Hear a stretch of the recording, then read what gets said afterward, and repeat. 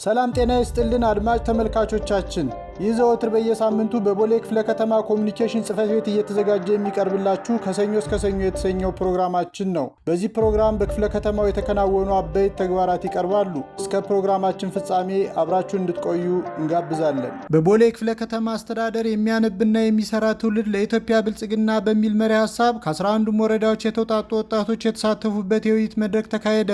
የውይይት መድረኩ ወጣቱ ትውልድ በእውቀት የታነጸና በስራ ባህል የዳበረ እንዲሆን ለማስገንዘብና የተሳትፎውን ለማሳደግ እንደሆነ በመድረኩ ተመላክቷል። መድረኩን የመሩት የቦሌ ክፍለ ከተማ አስተዳደር ዋና ስራ አስፈጻሚ አቶ አደፍርስ ኮራ እንደተናገሩት ሀገራዊ ብልጽግናን ለማረጋገጥ መረጃን በአግባቡ የሚረዳና በንባብ የዳበረ አእምሮ ያለው ትውልድ መፍጠር አማራጭ የሌለው ጉዳይ መሆኑን ገልጸዋል። እውቀት ያለ ተግባር፣ ተግባርም ያለ እውቀት ግቡን ሊመታ አይችልም። በመሆኑም ወጣቱ በንባብ ያዳበረውን የፈጠራ ክህሎት በመጠቀም በመንግስት የሚመቻቹለትን የስራ ዕድሎችና የስልጠና መድረኮች በአግባቡ ሊጠቀምባቸው ይገባል ያሉት አቶ አደፍርስ 7ኛው ሀገራዊ ምርጫ ነጻ፣ ዲሞክራሲያዊና ሰላማዊ ሆኖ እንዲጠናቀቅ ወጣቱ ኃይል በንቃት መሳተፍ እንደሚገባው አስገንዝበዋል። የቦሌ ክፍለ ከተማ ብልጽግና ፓርቲ ቅርንጫፍ ጽሕፈት ቤት ኃላፊ አቶ ክፍሌ ለማ በበኩላቸው እንደተናገሩት ንባብ ወጣቱ ካልተገቡ ሱሶችና አላስፈላጊ ድርጊቶች ርቆ በፈጠራ ስራ ላይ እንዲያተኩር እንደሚያግዘው እንዲሁም ወጣቱ ትውልድ ከጠባቂነት ተላቆ በራሱ ስራ ፈጣሪነት እንዲያተኩርና ያሉትን ቴክኖሎጂ እድሎች እንዲጠቀም በማስገንዘብ ወጣቶች ሰላምን በማስጠበቅ 7ኛው ሀገራዊ ምርጫ ፍጹም ሰላማዊ እንዲሆን የበኩላቸው ሚና መወጣት እንዳለባቸው ገልጸዋል። የውይይቱ ተሳታፊ ወጣቶችም የሀገርን ሰላምና ደህንነት በመጠበቅ 7ኛው ሀገራዊ ምርጫ ፍጹም ሰላማዊ በማድረግ ረገድ የበኩላቸውን ድርሻ እንደሚወጡ እንዲሁም በልማት ስራዎች ላይ በንቃት እንደሚሳተፉ አረጋግጠዋል።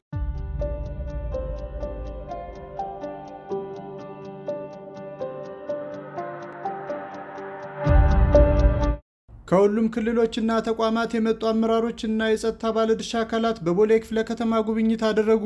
የኢፌዴሪ የሰላም ሚኒስቴር ዴኤታ አቶ ቸሩ ጌታ፣ የክልሎች ምክትል ርዕሳነ መስተዳድሮችና የሰላምና ጸጥታ ቢሮ ኃላፊዎች፣ የጸጥታ አካላት አመራሮች፣ የሰላም አምባሳደሮችና ሌሎች ባለድርሻ አካላት በቦሌ ክፍለ ከተማ ወረዳ 7 በሚገኙ ሞዴል ብሎኮች በሰላምና ጸጥታ መስክ የተከናወኑ ስራዎችን ጎብኝተዋል።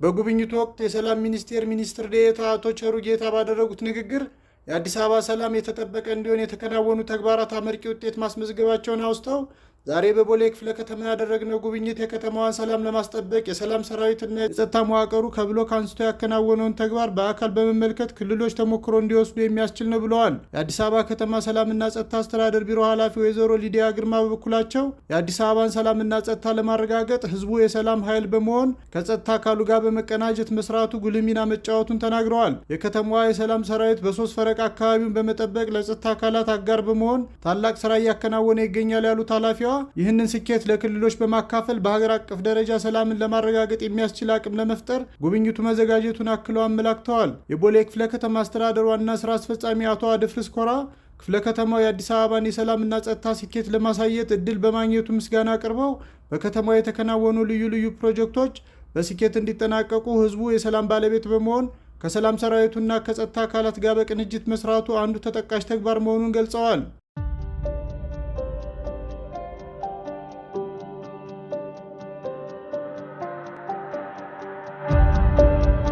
130ኛው የአድዋ ድል በዓል አድዋን እንዘክራለን ኢትዮጵያን እናጸናለን በሚል መሪ ቃል በቦሌ ክፍለ ከተማ ተከበረ።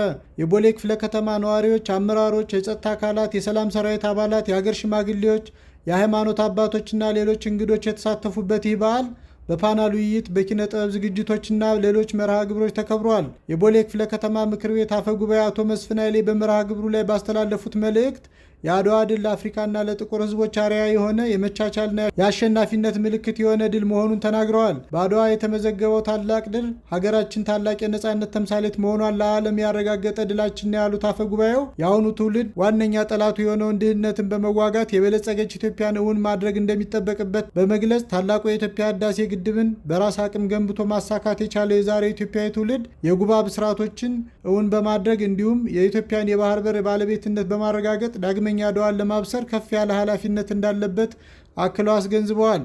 የቦሌ ክፍለ ከተማ አስተዳደር ምክትል ስራ አስፈጻሚና የስራና ክህሎት ጽሕፈት ቤት ኃላፊ ወይዘሮ አንችነሽ ተስፋዬ በበኩላቸው የአድዋ ድል መላው ኢትዮጵያውያን ከዳር እስከ ዳር ያለምንም ልዩነት ለሀገራቸው ሉዓላዊነት መስዋዕትነት የከፈሉበትና አንጸባራቂ ድል ያስመዘገቡበት እንደሆነ አውስተው በአድዋ የታየ የኢትዮጵያን አንድነት በዛሬውም ትውልድ ልማትና ብልጽግናን በማረጋገጥ ሀገራችን በአፍሪካና በዓለም አቀፍ ደረጃ በኢኮኖሚ ተጠቃሽ ለመሆን ያስቀመጠችውን ራዕይ ከዳር ለማድረስ በአድዋ መንፈስ መረባረብ ከሁላችንም ይጠበቃል ብለዋል። በመርሃ ግብሩ ላይ የአድዋ ድል ለሀገራዊ ማንሰራራት ያለውን ጠቀሜታና የትውልዱን ሚና በተመለከተ የኮተቤ ትምህርት ዩኒቨርሲቲ መምህራን በሆኑት በዶክተር ይፍሩ ዋቅቶላና በዶክተር አለማየሁ ግርማ ጥናታዊ ጽሑፎች ቀርበው የፓናል ውይይት ተደርጓል። የአድዋ ድል ሀያላን ሀገራት አፍሪካን ለመቀራመት በበርሊን ኮንፈረንስ ያደረጉት ስምምነት ሙሉ በሙሉ እንዳይሳካ በማድረግ ኢትዮጵያውያን በአፍሪካ የነጻነት ምድር መሆኗን ያስመሰከረ ታላቅ ድል መሆኑን ምሁራኑ ገልጸው የቀደምት ኢትዮጵያውያንን አይበገሬነት የአሁኑ ትውልድ በመውረስ በድህነት ላይ መዝመት እንዲሁም የተከበረችና የበለጸገች ኢትዮጵያን ለመገንባት በጽናት መቆም እንደሚገባው አስገንዝበዋል። የፓናል ውይይቱን የመሩት የቦሌ ክፍለ ከተማ ብልጽግና ፓርቲ ቅርንጫፍ ጽሕፈት ቤት ምክትልና የፖለቲካ ዘርፍ ኃላፊ ወይዘሮ ማስተዋል ፈንታሁን አድዋ ከጦርነትና ከድል ባሻገር የጥቁር ሕዝቦች ኩራት ምንጭ መሆኑን ገልጸው የአድዋን የድል መንፈስ በመላበስ ኢትዮጵያውያን አዲስ አበባን የብልጽግና ተምሳሌት ለማድረግ ባለፉት የለውጥ ዓመታት የተከናወኑ ተጨባጭ ስኬቶች ተግባራትን በበለጠ በማጠናከር ሁለንተናዊ ብልጽግና ነውን ለማድረግ የተጀመረውን ሁሉን አቀፍ ርብርብ ተጠናክሮ መቀጠል እንዳለበት አሳስበዋል። የመድረኩ ተሳታፊዎች በበኩላቸው በሰጡት አስተያየት የአድዋ ድልን ከበዓል ባለፈ ለጠንካራ ሀገረ መንግስት ግንባታ የሞራል ስንቅ በማድረግ ለላቀ ድል መትጋት እንደሚያስፈልግ ተናግረዋል።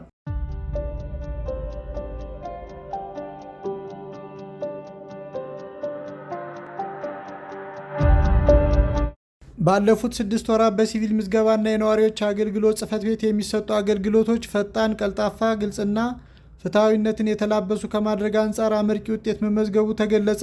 የቦሌ ክፍለ ከተማ አስተዳደር የሲቪል ምዝገባና የነዋሪዎች አገልግሎት ጽሕፈት ቤት የ2018 በጀት ዓመት የመጀመሪያ 6 ወራት እቅድ አፈጻጸም ግምገማና የቀሪ ወራት ስራዎችን አስመልክቶ ከ11ዱም ወረዳዎች ከተውጣጡ የዘርፉ አመራሮች፣ ቡድን መሪዎችና ባለሙያዎች እንዲሁም ባለድርሻ አካላት በተገኙበት ግምገማና እውቅና መርሃ ግብር አካሂደዋል። በመርሃ ግብሩ ላይ የተገኙት የቦሌ ክፍለ ከተማ ምክር ቤት አፈ ጉባኤ አቶ መስፍን ኃይሌ እንደተናገሩት ጽሕፈት ቤቱ በዘርፉ ይስተዋሉ የነበሩ አገልግሎት አሰጣጥ ችግሮችን በመፍታት ያለፉት 6 ወራት እቅድ አፈጻጸም የተሻለ እንዲሆን ደከመኝ ሰለቸኝ ሳይሉት በትጋት ለሚያገለግሉ ሰራተኞች ምስጋና ያቀረቡ ሲሆን በቀጣይ ቀሪ ወራትም ጽሕፈት ቤቱ የሚሰጠውን አገልግሎት ይበልጥ በማዘመንና በእቅድ የያዛቸውን ተግባራት በሙሉ በተገቢ በመፈጸም እንዲሁም ቅንጅታዊ አሰራርን በማጠናከር የተገልጋዩን እርካታ ማረጋገጥ እንደሚገባ አስገንዝበዋል። ጽሕፈት ቤቱ በቴክኖሎጂ ራሱን በማበልጸግ ግንባር ቀደም እየሆነና ለሌሎች ተቋማት አርአያ በመሆን የማህበረሰቡን ጥያቄ በፍጥነት እየመለሰ ያለ ተቋም ነው ያሉት የቦሌ ክፍለ ከተማ አስተዳደር ስራ አስኪያጅ ጽሕፈት ቤት ኃላፊ ወይዘሮ ሀና መቆያ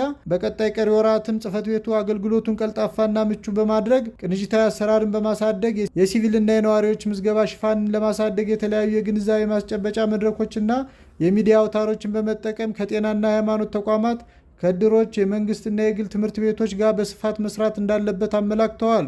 የቦሌ ክፍለ ከተማ አስተዳደር የሲቪል ምዝገባና ነዋሪዎች አገልግሎት ጽሕፈት ቤት ኃላፊ አቶ ሻረው ደፋሩ በበኩላቸው ጽሕፈት ቤቱ ባለፉት 6 ወራት የሰራተኞችን አቅም በመገንባት አሰራርን በማዘመን ከባለድርሻ አካላት ጋር ተቀናጅቶ በመስራት ግብዓቶችን በማሟላትና ቅዳሜና እሁድን ጨምሮ በመስራት አበረታች ውጤት ማምጣት መቻሉን ገልጸው በቀጣይ ቀሪ ወራትም የነዋሪዎችን እርካታ ለማሳደግ ጥረት እንደሚደረግ አስረድተዋል። የመድረኩ ተሳታፊዎችን ባለፉት 6 ወራት በዘርፉ የታዩ ውስንነቶችን አርሞና ጥንካሬዎችን በማስቀጠል የነዋሪውን አዳጊ ፍላጎት የሚመጥን አገልግሎት መስጠት እንደሚገባ አስተያየታቸውን ሰጥተዋል። በመጨረሻም የ2018 በጀት ዓመት ባለፉት 6 ወራት በዘርፉ ከፍተኛ ውጤት ላስመዘገቡ ወረዳዎች ቡድን መሪዎችና ባለሙያዎች እንዲሁም ባለድርሻ አካላት የዋንጫ እንዲሁም የእውቅናና ምስጋና ምስክር ወረቀት ተበርክቶላቸዋል።